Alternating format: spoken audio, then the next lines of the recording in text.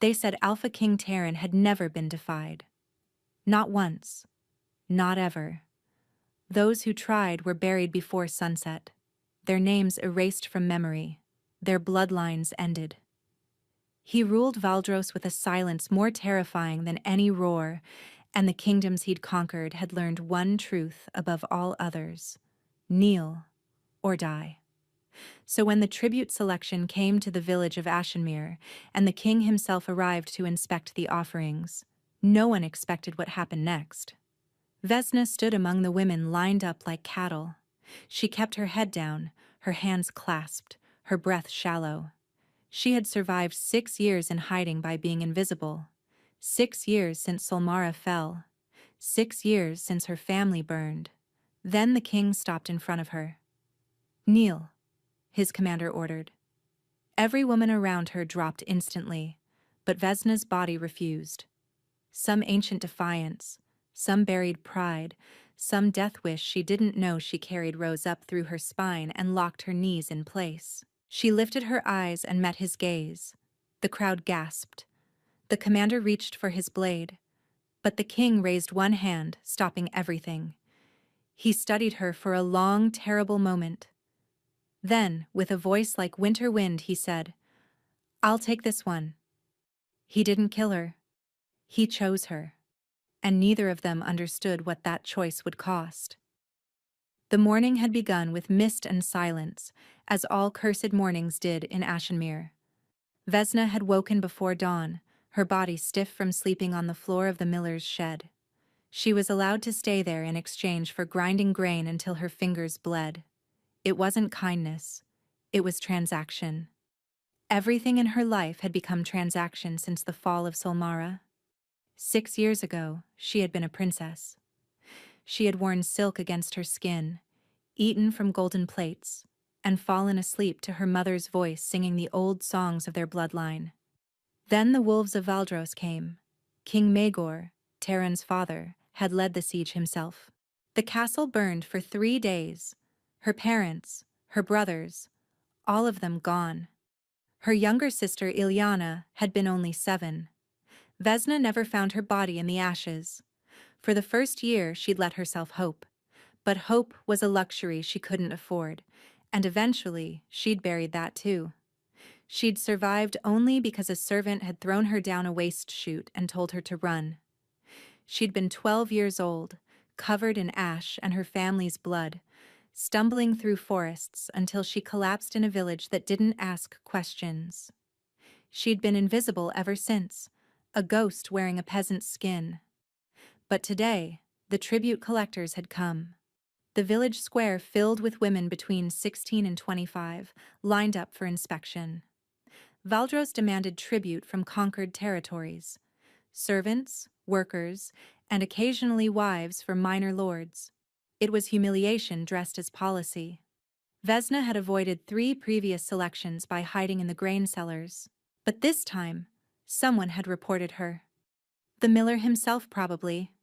He'd grown tired of feeding a mouth that couldn't pay. So here she stood, 3rd row from the front, trying to be small. The commander walked down the lines, examining faces, checking teeth like they were horses at market. A few women wept quietly. Others stared ahead with the blankness of those who had already surrendered. Then the crowd shifted. A ripple of terror moved through the square, starting at the edges and rushing inward. Vesna heard the whispers before she understood them. The king. The Alpha King himself. Gods preserve us? Why is he here? Vesna's blood turned to ice. King Terran never attended tribute selections. He ruled from his fortress in the mountains, a shadow more than a man. Rumors said he hadn't smiled in 10 years. Rumors said he'd killed his own brother for looking at him wrong. Rumors said his eyes could see lies the way wolves could smell fear. But here he was. He walked through the crowd, and the crowd parted like water before a blade. Vesna kept her head down, but she could feel him approaching. His presence was a weight, a pressure, a storm rolling closer. The commander barked orders. The women knelt row by row, foreheads pressed to dirt. Vesna's row, her turn. She heard the word clearly. Kneel. Her body didn't move. It wasn't courage. It wasn't defiance. It was something older. Something bred into her bones during those first 12 years when she'd been taught that princesses of Solmara bowed to no foreign king. Her mother's voice echoed in her skull. Your bloodline kneels to the gods alone. She remained standing. The silence that followed was absolute. Vesna felt the commander's fury before she heard it. I said kneel, girl. His hand gripped her shoulder, forcing her down. And then, without thought, without permission, she did the one thing no one in Valdres had done in a decade. She looked the Alpha King directly in the eyes. His face was carved from shadow and severity. Sharp cheekbones, a jaw like quarried stone, and eyes the color of molten ore. But it wasn't his beauty that stole her breath. It was the surprise she saw flicker there. Just for a moment. Just long enough to be real. He hadn't expected this. Your name, he said. Not a question. A command. Vesna's throat closed. She couldn't give her real name. Couldn't reveal the bloodline that would get her executed on the spot. So she gave the name she'd been using for 6 years. Vesna. Just Vesna. Just Vesna. He repeated, tasting the words. And you refuse to kneel? I cannot, Your Majesty. A murmur ran through the crowd. The commander's hand went to his sword, but the king raised one finger and all movement stopped. He studied her for a long moment. His gaze moved over her face, her posture, her clenched fists. She could see him calculating, weighing, deciding. Then he spoke, and his voice carried across the square like a death sentence. I'll take this one. The commander sputtered. Your Majesty, she defied a direct order. The law demands... The law, Taryn said quietly, is whatever I decide it to be. He turned and walked away without another word. 2 guards seized Vesna's arms and dragged her toward a carriage she hadn't noticed before. Black wood, black horses, black curtains. A cage disguised as transport. The last thing she saw before the door closed was the miller's face in the crowd, pale with shock. She had wanted to be invisible. Now she belonged to the one man who saw everything. The carriage moved for hours through mountain passes and frozen valleys. Vesna sat rigid on the velvet seat, her wrists unbound but her body a prison of tension. No guards rode inside with her. No explanation had been given. Just silence and motion and the growing certainty that she was being delivered to her death. By the time the carriage stopped, the sun had vanished behind the peaks. A guard opened the door. Out! Vesna stepped into cold air and looked up at the fortress of Valdros. It was carved directly into the mountain, more stone than structure, with towers that scraped the clouds and walls that seemed to grow from the rock itself. Torches lined the entrance, their flames fighting against wind that never stopped. This was where kings had ruled for 17 generations. This was where Solmara's surrender had been signed in her father's blood. She was escorted through corridors that echoed with emptiness. No courtiers lingered. No servants gossiped in corners. The fortress felt abandoned, though she knew it wasn't. It felt like a place where sound was afraid to exist. They stopped before a door of black iron. The king will see you now, the guard said. Vesna's heart hammered as the door swung open. The room beyond was a study, though study seemed too gentle a word. Maps covered every wall, marked with battle lines and territorial claims. A fire burned in a hearth large enough to stand in, yet the room still felt cold. And standing before the flames, his back to her, was the Alpha King. He didn't turn as she entered. Close the door, he said. She heard it shut behind her. They were alone. For a long moment, Taryn said nothing. Vesna watched the firelight flicker across his shoulders, watched his hands clasped behind his back. His fingers were trembling. Just slightly. Just enough to notice. When he finally turned, his expression was unreadable. "You didn't kneel?" he said. "In 10 years, no one has refused to kneel in my presence. Nobles, warriors, kings of conquered lands, all of them fold. But you, a peasant from a nothing village, stood before me like you had every right." Vesna forced her voice steady. "I meant no disrespect, Your Majesty." "Didn't you?" A ghost of something crossed his face. Amusement, perhaps, or curiosity. "Tell me why." "I cannot kneel to foreign kings," she said before she could stop herself. "It was how I was raised." The words hung between them. She saw his eyes narrow, saw him filing that information away. "Interesting," he said quietly. "And where exactly were you raised to hold such convictions?" "A small village, Your Majesty. You wouldn't know it. I know every village in my territories." "Then perhaps my parents were simply stubborn." His mouth twitched, almost a smile, but not quite. "I have a proposition for you." Vesna went still. Taryn walked to his desk and picked up a document covered in official seals. "You will become my wife." The floor seemed to tilt beneath her feet. "Your Majesty," she managed, "I don't understand." "It's quite simple," he said, his tone flat. "I need a queen. The council has been demanding one for years. Marriage alliances bore me, and noble women bore me more. You, at least, are interesting." "You want to marry me because I refuse to kneel?" "I want to marry you because you looked me in the eye," he corrected. "Everyone else looks away. Everyone else trembles. You looked at me like I was just a man." He paused. I found it refreshing. Vesna's mind raced. This was insane. He was insane. She was a fugitive princess hiding in plain sight, and he wanted to make her queen. "What would this marriage entail?" she asked carefully. "Appearances," he said. "Public functions, formal dinners, the occasional ceremony. Beyond that, nothing. You'll have your own chambers, your own servants, and your own life. I have no interest in a true marriage. I have no interest in love." His voice hardened on that word. "I require a queen in name, nothing more."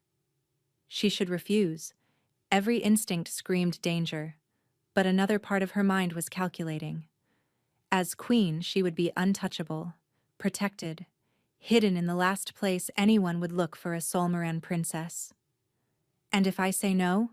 she asked. "Then you'll be returned to your village and will pretend this conversation never happened." Vesna studied him. His face revealed nothing, but his hands were still trembling. And now she noticed other things. The faint shadows under his eyes, the tension in his jaw, the way he stood slightly turned, as if ready to flee his own skin. Something was wrong with him, something he was hiding. "I accept," she said. Taryn blinked. For just a moment, he looked genuinely surprised. "You don't want to negotiate? Demand conditions? Would you grant them?" "No." "Then why waste words?" She lifted her chin. "I'll be your queen in name, Your Majesty. I'll play my part. But I have one question." He waited. "Why me? Truly. You could have any noble woman in Valdros. Women with lands, armies, alliances. Why choose a peasant who embarrassed you in public?" Taryn was silent for a long moment.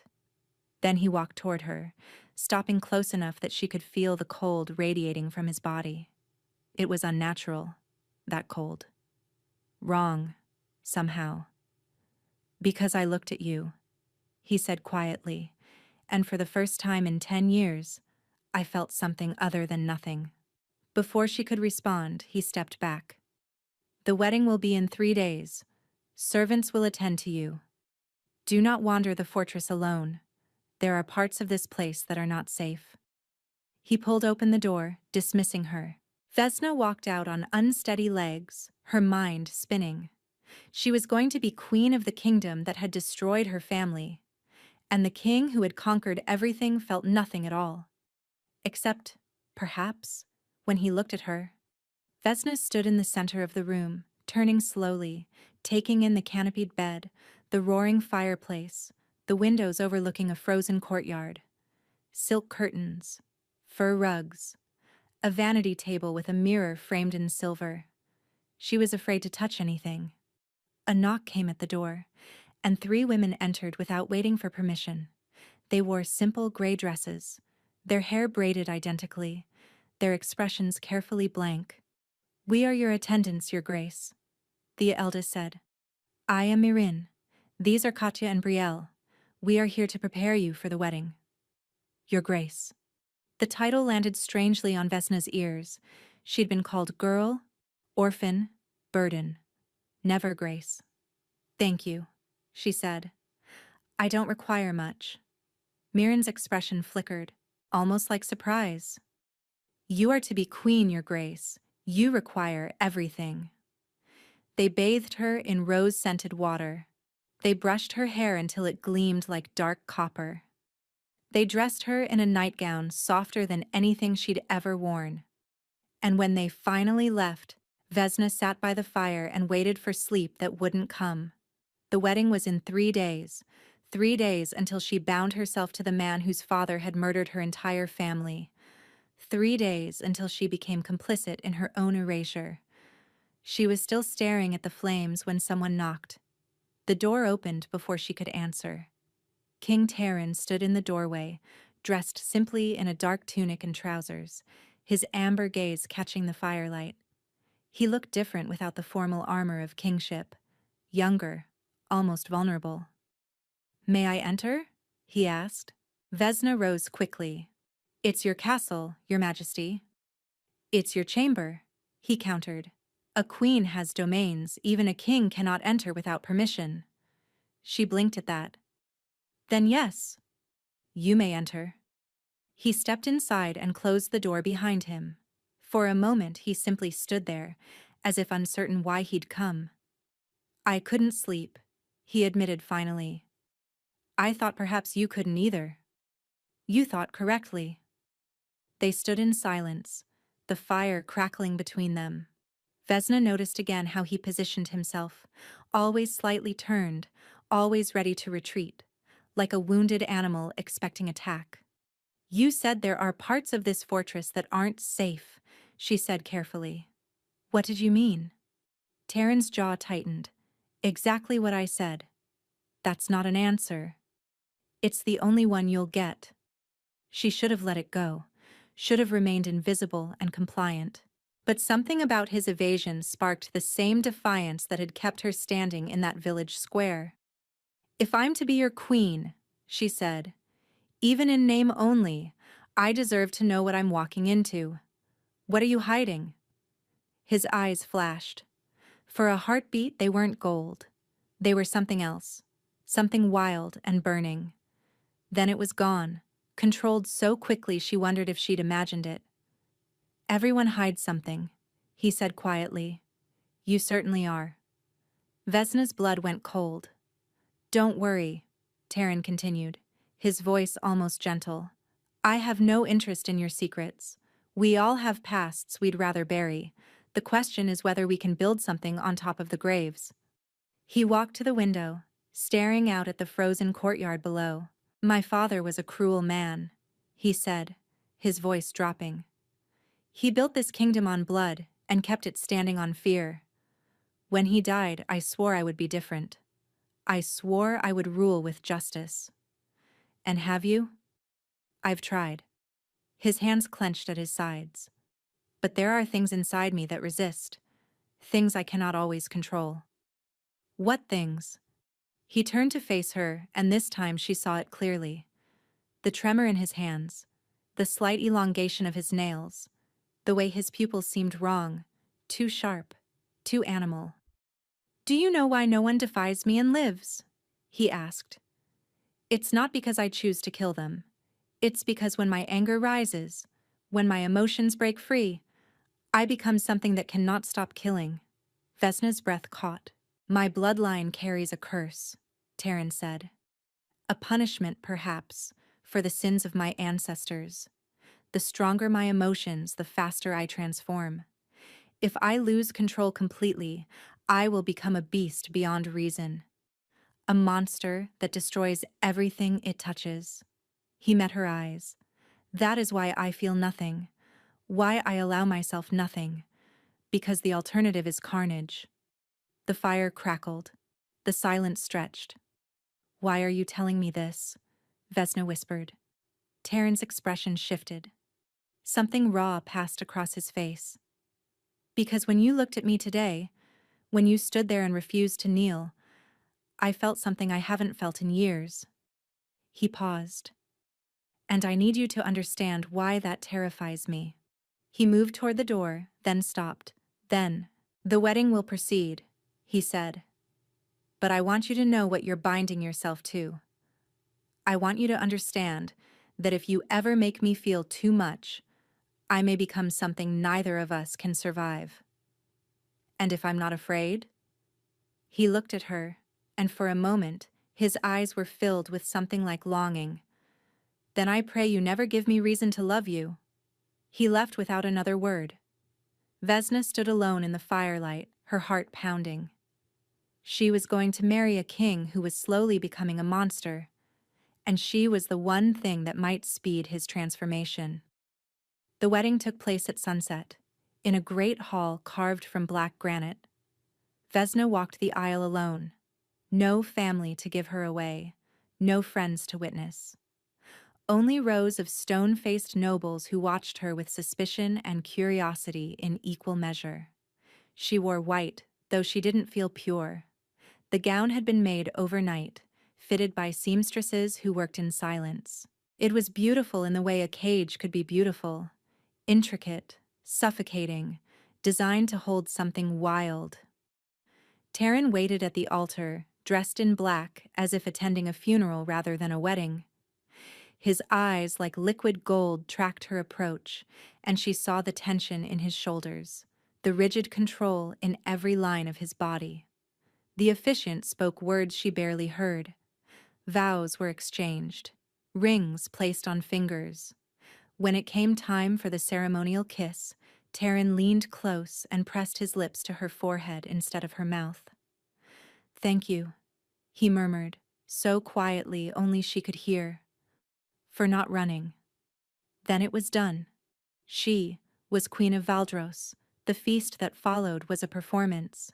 Vesna sat beside Taryn at the head table, eating food she couldn't taste, smiling at nobles whose names she immediately forgot. Throughout it all, she felt his presence beside her like a winter storm held barely in check. When the final toast was raised, Taryn stood. "My queen is tired from the journey and the ceremony," he announced.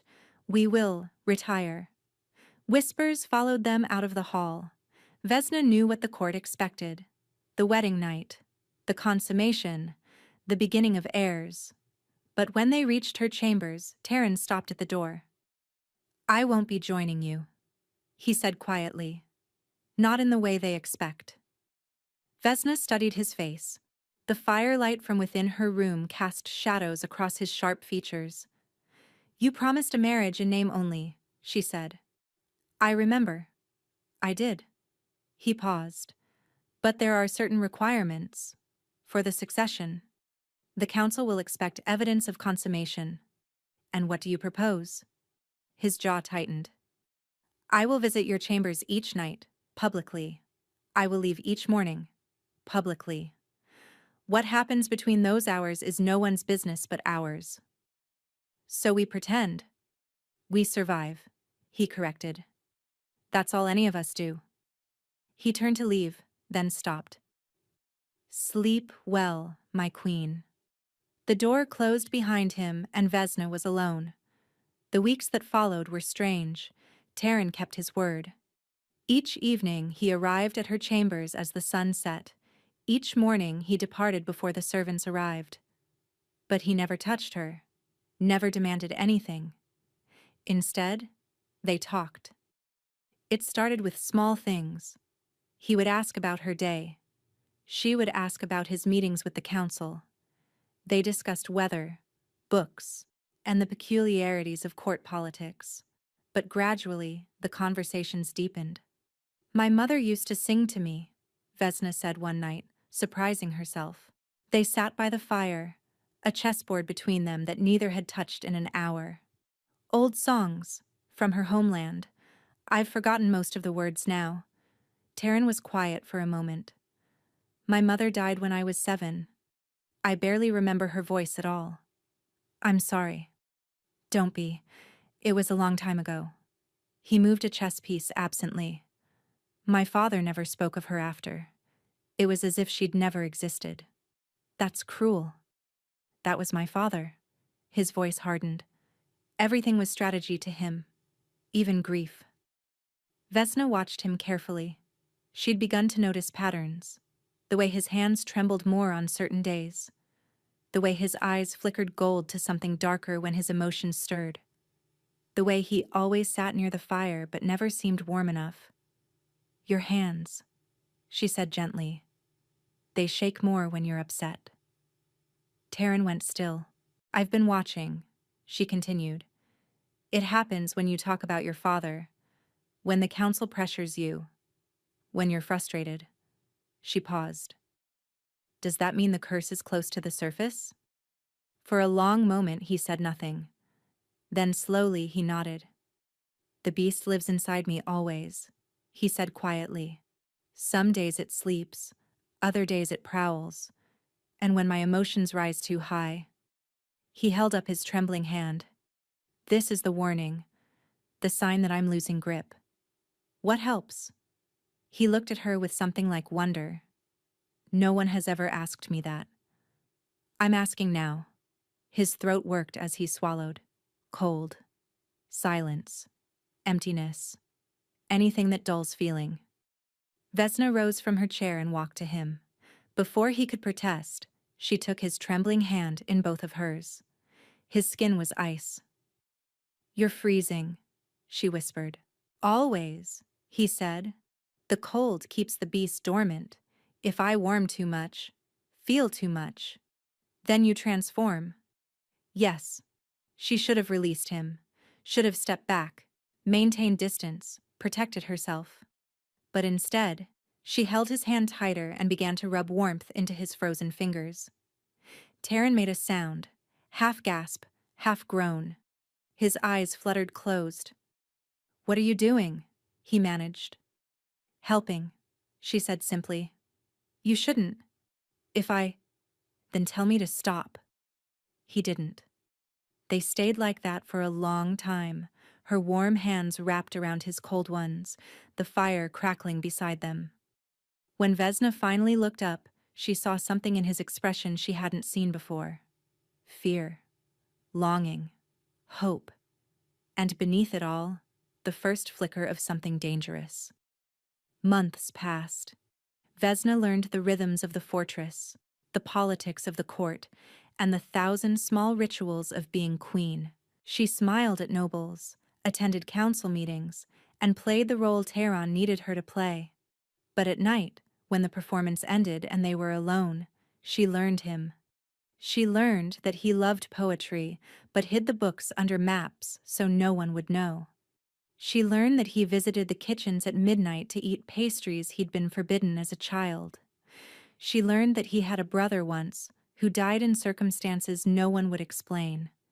And she learned that she was falling in love with him. It happened slowly, then all at once. The way he listened when she spoke, as if her words mattered. The way he asked her opinion on matters of state, and actually considered her answers. The way he looked at her when he thought she wasn't watching, like she was the first sunrise after an endless winter. One evening, he arrived at her chambers looking particularly exhausted. His hands shook badly. His eyes kept flickering. Difficult day? She asked. The council wants me to lead a campaign against Thornwick. They've refused tribute for the 3rd year. He sank into the chair by the fire. I told them no. Why? Because the last time I led an army into battle, I lost control. His voice dropped. I killed enemies, yes, but I also killed my own men. I couldn't distinguish friend from foe. I was just rage. He looked at his trembling hands. 17 soldiers died by my claws that day. Good men. Loyal men. Vesna moved to him. She knelt before his chair and took his hands again, warming them as she'd done 100 times before. That wasn't you, she said firmly. That was the curse. It's the same thing. It isn't. She lifted his hands to her lips and kissed his frozen knuckles. You are kind, Taryn. You are just. The beast is a disease, not your identity. His breath caught. That burning gold stare fixed on her face with an intensity that made her heart race. Vesna, he whispered, you need to stop. Why? Because every time you touch me, every time you look at me like that, the beast grows stronger. Not with rage, with something else, something worse. She understood. She understood, and she didn't care. I love you, she said. The words fell between them like stones in still water. Taryn's eyes went wide, his hands clenched around hers. For one perfect moment she saw everything in his face: joy, terror, desperate hope. Vesna, he breathed. He stopped.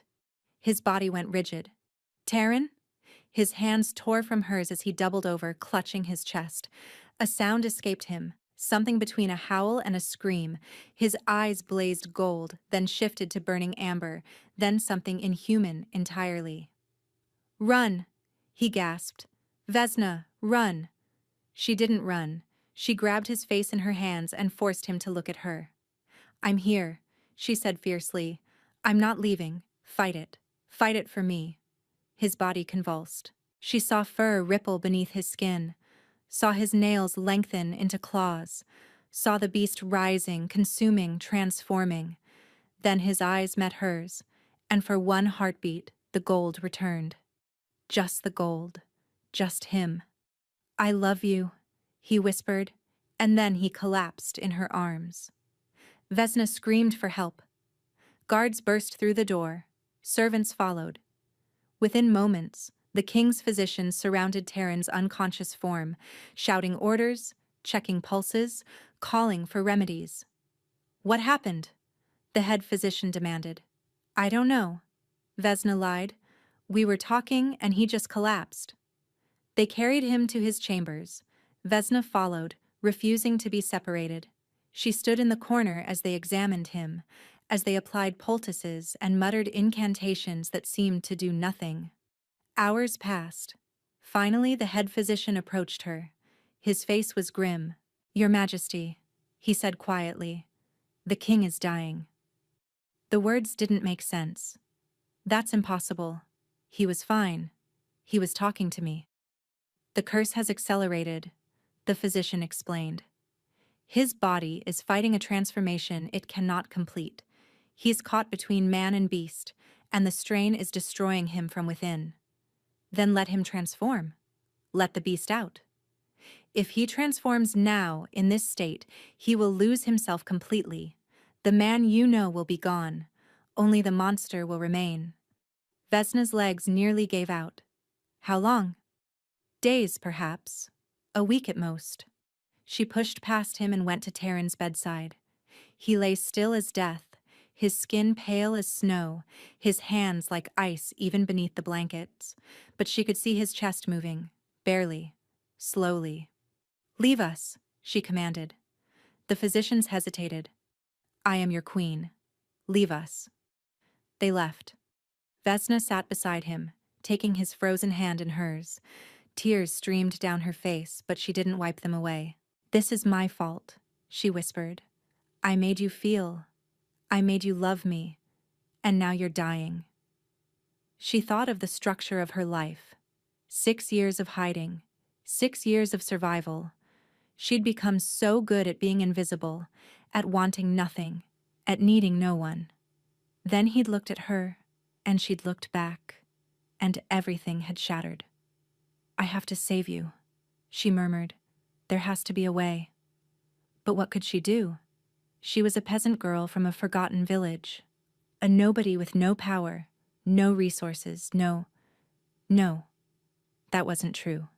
She wasn't a peasant at all. Vesna closed her eyes, feeling the truth rise in her chest like a tide too long held back. She was Vesna Sorrel, Princess of Solmara, last of her bloodline. Her family had been keepers of sacred flame, blessed with ancient fire that could soothe the wildest storms, in nature and in souls. Fire that healed rather than destroyed.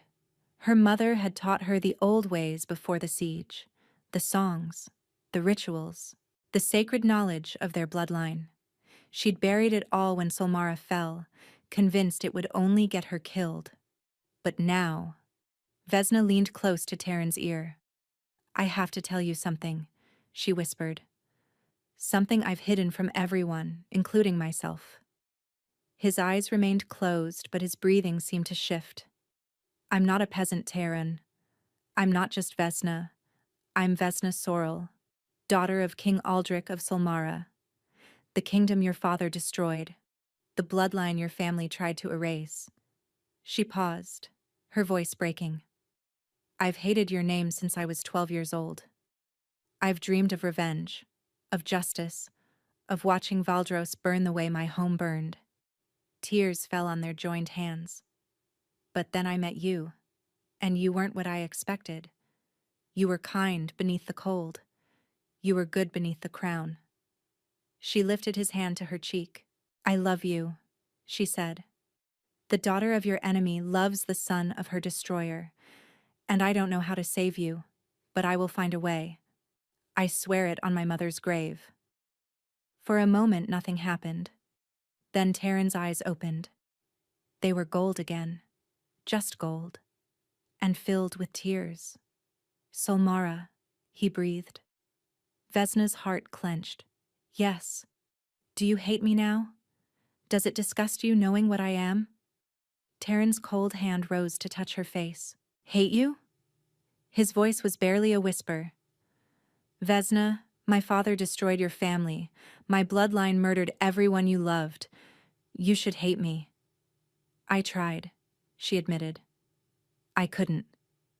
"I've lived with guilt my entire life," he said. "Guilt for what my father did, what my grandfather did before him. The curse isn't just punishment for our cruelty, it's proof of what we are. Monsters who deserve to become what they always were inside. You're not your father. I carry his blood, and I carry mine." Vesna pressed her forehead to his. "My mother's people were keepers of sacred flame, Terran. We could calm storms, soothe beasts. Our fire healed, rather than harmed. Maybe there's something in me that can help you." Terran shook his head weakly. "The curse was cast by a witch more powerful than any healer. When my great-great-grandfather betrayed her family, she cursed our line forever. No magic has ever been able to break it." "Then I'll find her," Vesna said fiercely. "I'll find the witch's descendants. I'll find the original spell. Terran's hand tightened on hers, stopping her. "There's something you should know," he said. "Something I should have told you long ago." His eyes grew distant, pained. "My brother didn't die in an accident. He was murdered." Terran's voice dropped. "By my father's closest advisor, the man who still sits on my council, the man who's been waiting for me to transform so he can claim the throne for himself." Vesna went cold. "Who?" "Lord Cassius Vorn." Terran coughed, his body weakening. "He's been poisoning me for years. Not with substances, with situations. Manufacturing crises, stoking conflicts, anything to push my emotions to the breaking point. He wants the beast to emerge. He wants me gone." "Why haven't you stopped him?" "Because I have no proof. And because—" Terran's eyes closed.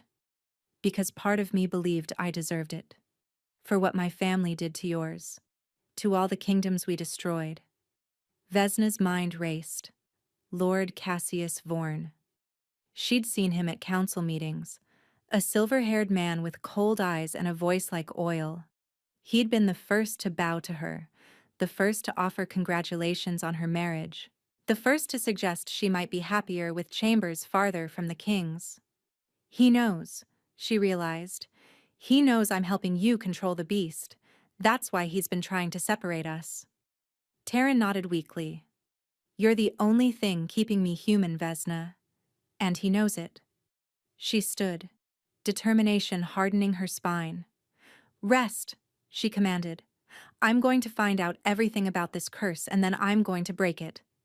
Vesna, no. She leaned down and kissed his frozen forehead. You've protected me since the day we met. Now it's my turn. She swept toward the door. Be careful, Taryn called weakly. Cassius is dangerous. So am I, Vesna replied. He just doesn't know it yet. The fortress archives were buried deep beneath the mountain, in chambers so old the stone itself seemed to breathe with memory. Vesna descended alone, a torch in one hand and a stolen key in the other. She'd taken it from the head physician's quarters while he slept, a master key that opened every door in Valdros. The archives were forbidden to all but the king and his most trusted advisors. But Vesna was queen now, and queens could go where they pleased. The chamber was vast, filled with shelves that stretched into darkness and scrolls that crumbled at a touch. Vesna moved through the rows, searching for anything related to the curse, to the original witch, to the betrayal that had started it all. She found it in the deepest section, behind a locked grate that the master key barely turned. A single book, bound in leather so old it had turned black. The Chronicle of King Aldros, she read aloud, first of the cursed line. She opened it with trembling hands. The first pages told a familiar story: conquest, expansion, the rise of Valdros as an empire. But then the tone shifted. In the 15th year of my reign, Aldros had written, I encountered a woman of extraordinary beauty in the conquered territory of Miren. She was Seraphine Morrow, high priestess of the old gods, keeper of sacred flames that burned without fuel. Vesna's breath caught. Miren had been an ally of Solmara. She'd heard stories of its priestesses as a child. I desired her, Aldros continued. She refused me. No woman had ever refused me. In my rage, I ordered her temple burned, her sisters executed, her sacred flames extinguished. The handwriting grew more erratic on the next page. She cursed me with her dying breath, cursed my bloodline to carry the beast within, the rage that destroys all love. You wanted fire, she said. Now you will burn from within, forever cold, because your heart will never warm again. Vesna turned pages faster, searching for anything about breaking the curse. Then she found it. The witch spoke once more before death claimed her, Aldros had recorded. Only the flame you extinguished can thaw the ice you've become. When the last ember rises from ash, only then will the curse lift. The last ember rises from ash. Vesna stared at the words, her mind racing. The sacred flames of Miren had been extinguished. The priestesses had been killed. The temple had been destroyed. But Miren had been an ally of Solmara, and Solmaran princesses were trained in the old rites, Vesna whispered. Her mother had taught her. Not just songs and healing, but the ancient ceremonies, the sacred flames that Solmaran queens had tended since the time before memory. The same flames that Miren's priestesses had kept. The flame you extinguished, she murmured, the last ember rising from ash. Her hands began to shake. She was the last of Solmara, the last ember of a kingdom that had been reduced to ash. The cure wasn't just inside her. She was the cure. How touching. Vesna spun around. Lord Cassius Vorn stood in the archive entrance, a blade gleaming in his hand. The Queen, playing detective, he said smoothly. I wondered when you'd figure it out. Vesna backed away, clutching the chronicle to her chest. You knew. You knew about the cure. Of course I knew. Cassius stepped closer, his cold eyes fixed on her face. I've known for years. Why do you think I advised Maegor to destroy Solmara? Why do you think I made sure every member of the royal family was hunted down and killed? Horror washed over her. It wasn't just conquest. It was prevention. Precisely. Cassius smiled, and there was nothing human in it. The Sorel bloodline was the only thing that could break our curse. As long as they lived, there was hope. So I made sure hope died with them. You murdered my family. I protected my kingdom. He raised the blade. The curse has served Valdros well. It makes our kings fierce, unfeeling, and unstoppable. Terran was supposed to transform years ago, become the perfect weapon under my guidance. But then, you appeared. And I ruined everything. You delayed the inevitable. Cassius lunged. Vesna dodged, throwing the torch at him and running for the door. But he was faster, older, trained. His hand caught her arm, wrenching her backward. I watched you for months, he hissed. Watched you calm him, soothe him, make him feel. You undid years of my work in a single season. Because I love him. Love. Cassius spat the word. Love is weakness. Terran's father understood that. His grandfather, too. They embraced the beast. They let it rule. And they were monsters. They were kings. He pressed the blade to her throat. You're going to disappear, little queen. A tragic accident in the archives. The king will grieve. His emotions will overwhelm him. And the beast will finally emerge. And I will be there to guide it. Vesna's mind raced. She couldn't fight him. Couldn't escape. But maybe. You're wrong about one thing, she said. Oh? I'm not just a queen. She met his eyes without flinching. I'm Vesna Sorel, Princess of Silmara. And my bloodline doesn't just soothe beasts. She reached for the fire inside her, the ancient flame her mother had kindled in her heart. The sacred gift of her ancestors that she'd buried so deep she'd almost forgotten it existed. And she let it rise. Light exploded from her hands. Cassius screamed, stumbling backward, his blade clattering to the floor. Vesna didn't wait. She grabbed the chronicle and ran, flames licking at her fingertips, illuminating her path through the darkness. Behind her, she heard Cassius shouting for guards. But she was faster now. Faster than she'd ever been, because she knew the truth. She was the last ember, and she was about to rise. Vesna burst through the doors of Terran's chambers, flames still dancing at her fingertips. The physicians stumbled backward in terror. The guards drew their swords, but Vesna didn't stop. She ran to Terran's bedside, where he lay pale and still, ice crystals forming on his skin. Everyone out, she commanded. No one moved.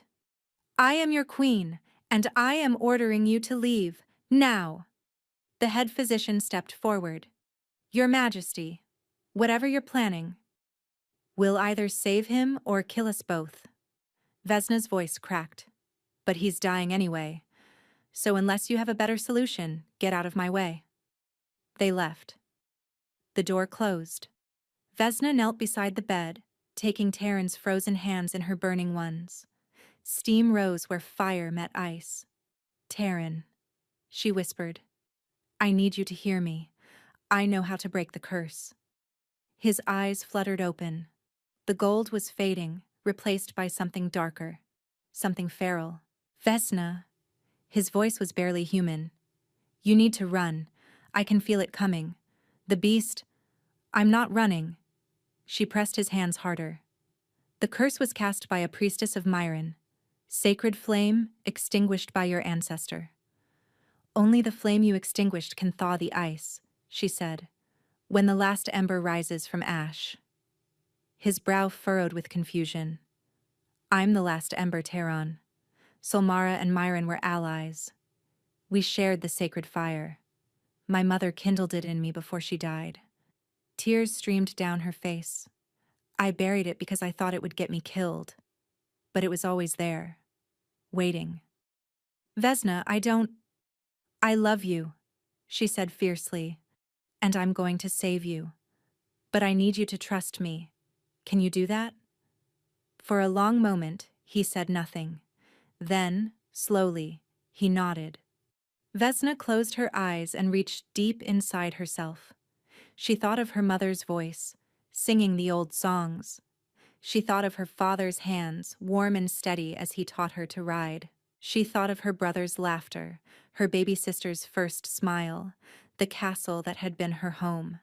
All of it gone, all of it ash. But ash could hold embers, and embers could become flame.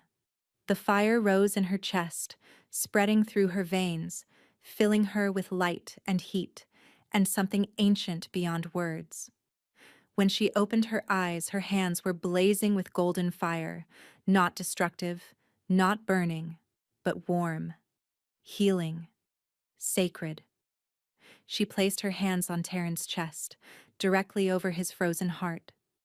He screamed. The sound tore through her, but she didn't pull away.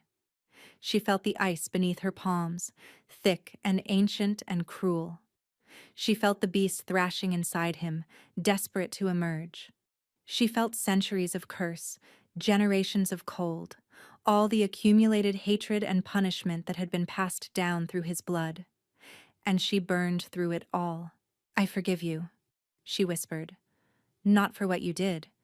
You've done nothing wrong. I forgive your bloodline. I forgive the sins of your fathers. I release the debt they owed." The fire blazed brighter. "You are not your ancestors, Terran. You are not the monster they became. You are the man who chose a peasant girl because she looked him in the eye. You are the king who never wanted power. You are the husband who held my hands every night just to feel warm." The ice cracked. "And I love you, not despite what you carry, because of who you are beneath it." The curse shattered. Light exploded from Terran's chest, golden and white, filling the room, blazing through the windows, visible from every tower of the fortress. The beast howled, not in triumph, but in defeat, and then dissolved into nothing. When the light faded, Terran lay still. Vesna's hands trembled as she touched his face. "Terran, please, please wake up." For an endless, terrible moment, nothing happened. Then his eyes opened. Gold. Pure gold. No darkness, no flicker, no beast lurking beneath. "Vesna," he breathed. She collapsed against him, sobbing. His arms came around her, and for the first time they were warm. His skin, his hands, his chest. Warm like a living man. Warm like summer. "You're alive," she wept. "You're alive. You're alive. You saved me." His voice cracked with wonder. "You actually saved me." He pulled back to look at her, his warm hands framing her tear-streaked face. "I love you," he said. "I don't know if I ever said it properly. When I wasn't dying. When I wasn't afraid." His thumb brushed away her tears. "I love you, Vesna Sorel, Princess of Solmara, last ember of a sacred flame, the woman who defied me and saved me in the same breath." She laughed through her tears. "I love you too, even though your family destroyed mine. We'll rebuild it," he promised. "Together. Everything that was lost. We'll make it new." The door burst open. Cassius Vorn stood in the entrance, sword drawn, a dozen guards behind him. "Seize her," he commanded. "The queen has attacked the king with dark magic. She's a Solmaran spy, here to destroy us all." The guards hesitated, looking between Cassius and the very much alive king sitting up in bed. Terran rose to his feet. No trembling, no weakness. He stood tall and strong, and when he spoke, his voice carried the full weight of his authority. "Lord Cassius Vorn," he said calmly, "you are under arrest for treason, conspiracy, and the murder of my brother." Cassius's face went white. "You have no proof. I have the Queen's testimony. I have the chronicle from the archives, which she recovered before you tried to kill her." Terran's eyes blazed with that pure gold light. "And I have 10 years of watching you manipulate everyone around me while I was too cursed to stop you." He stepped toward Cassius, and the guards parted to let him pass. "You wanted the beast." Taryn said quietly. You spent years trying to unleash it. But you forgot something, Cassius. Even without the curse, I am still the Alpha King, and you just threatened my mate. Cassius lunged with his sword. Taryn caught the blade in his bare hand. No blood, no wound. Just strength that shouldn't have been possible, power that radiated from him like heat from a forge. The curse was a punishment, Taryn said, wrenching the sword away and tossing it aside. But it was also a cage, keeping me weak, keeping me controlled. You used that. You kept me broken because a broken king was easier to manipulate. He grabbed Cassius by the throat and lifted him off his feet. I'm not broken anymore. Guards rushed forward to take Cassius into custody. He screamed threats, promises, curses of his own, but no one listened. He was dragged away. His power dissolved in an instant. When the chamber was empty again, Taryn turned back to Vesna. She stood by the bed, flames still flickering faintly at her fingertips, her face tear-streaked but radiant. So, she said softly, what now? Taryn walked to her and took her hands. The flames didn't burn him. They danced across their joined fingers like greeting old friends. Now, he said, we build the world we both deserved from the beginning. 6 months later, the coronation took place at sunset, in the great hall where their wedding had occurred. But this time, there was no tension, no suspicion, no fear. Vesna wore gold instead of white, a crown of flames wrought in metal resting on her brow. Taryn stood beside her in white instead of black, his hand warm in hers, his smile brighter than she'd ever seen it. The curse had been broken completely, not just for Taryn, but for the entire bloodline. Their son, growing in her belly, would never carry the beast, would never feel the cold, would never fear love. Cassius Vorn had been executed for his crimes. The council had been restructured, and Solmara, what remained of it, had been declared a protected territory, its survivors welcomed back to rebuild. Her younger sister Ilyana had been found alive in a distant village, hidden for years by loyal servants who had smuggled her out during the siege. They'd reunited 2 months ago, weeping in each other's arms, filling the silence of 6 years with stories and laughter and plans. The old priesthood of Miren had sent representatives, women who carried the sacred flame and looked upon Vesna with wonder. They'd come to honor the last ember who had risen from ash and broken a curse that had stood for generations. And through it all, Taryn had been beside her, warm, present, alive. My queen, the officiant announced. Will you accept the people's blessing? Vesna looked out at the hall, at the faces that had once stared at her with suspicion. Now they looked at her with hope. I accept, she said. Cheers erupted. Later, when the feast had ended and the crowds had dispersed, Vesna and Taryn stood alone on the balcony overlooking the kingdom. You know, Taryn said thoughtfully, when I chose you at that tribute selection, I thought I was choosing someone who couldn't hurt me, someone I could keep at a distance. And instead, he turned to face her, amber gaze soft with love.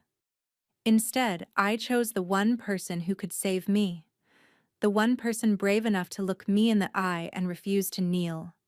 He pulled her close, the one person stubborn enough to love a monster. You were never a monster, Vesna said.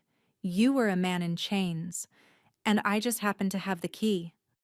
He kissed her then, warm, deep, full of everything he'd been unable to feel for so long. When they parted, both breathless, he pressed his forehead to hers. I love you, he whispered, until the last flame dies, until the last star falls. Vesna smiled, her hands resting on her growing belly. Then you'll love me forever, she said, because the flame never dies. It just passes on. They stood together in the moonlight, 2 people who had hidden their whole lives, she from persecution, he from feeling, now completely seen, completely known, completely free. The kingdom stretched out before them, full of possibility. And for the first time in either of their lives, the future felt warm. Thank you for listening to this story. If you enjoyed it, please like and subscribe for more. Let me know in the comments what you thought. I read every single one, and they mean more than you know.